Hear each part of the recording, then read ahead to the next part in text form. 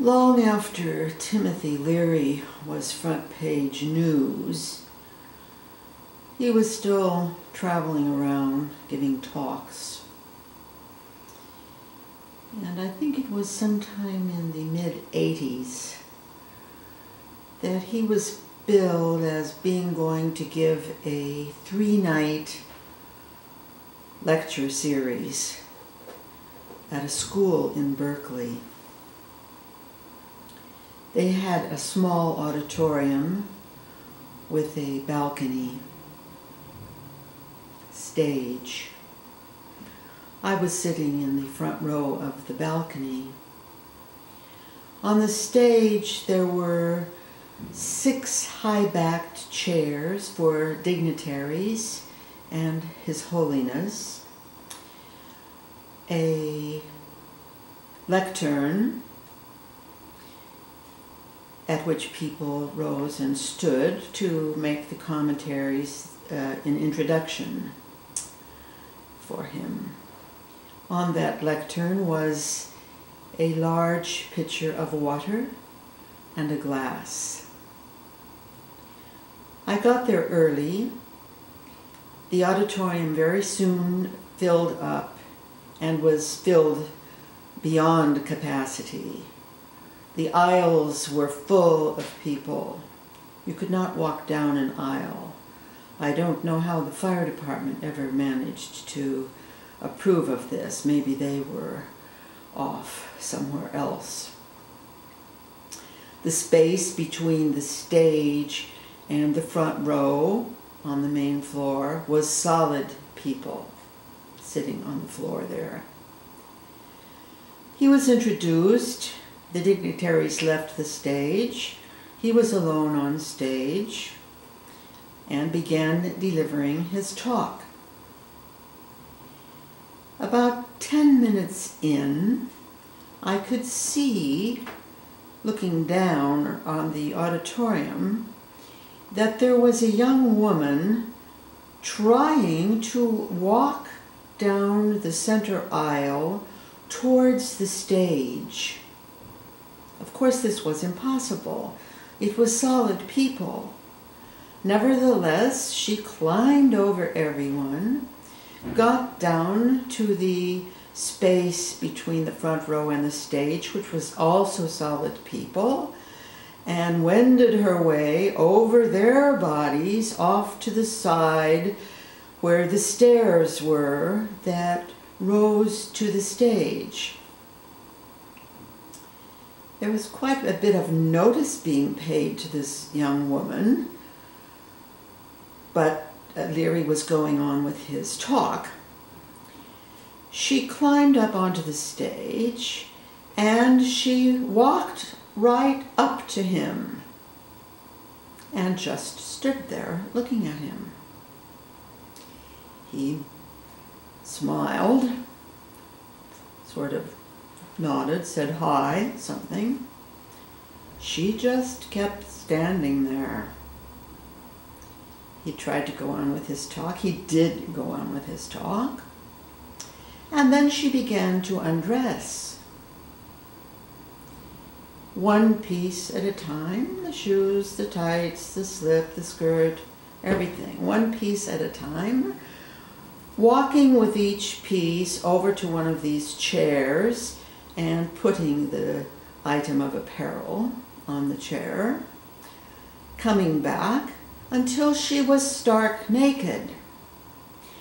By this time, the audience was getting into a rather divided state.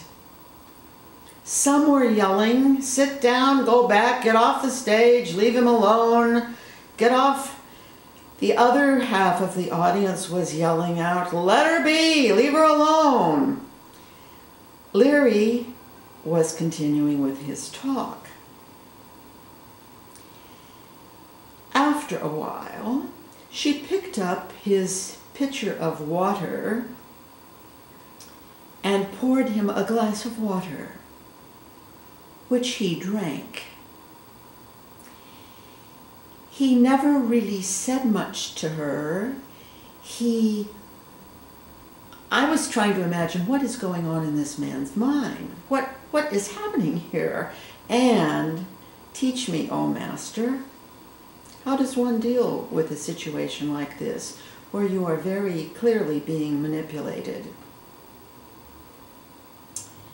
I thought that he must be thinking that she was tripping, and he wanted to handle it all very gingerly and not create a bad trip for her.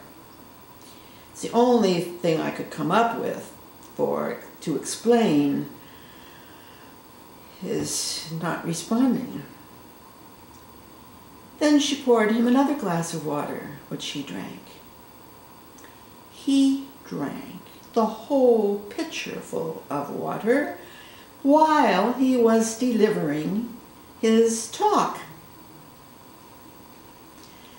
Now, I found that very disappointing.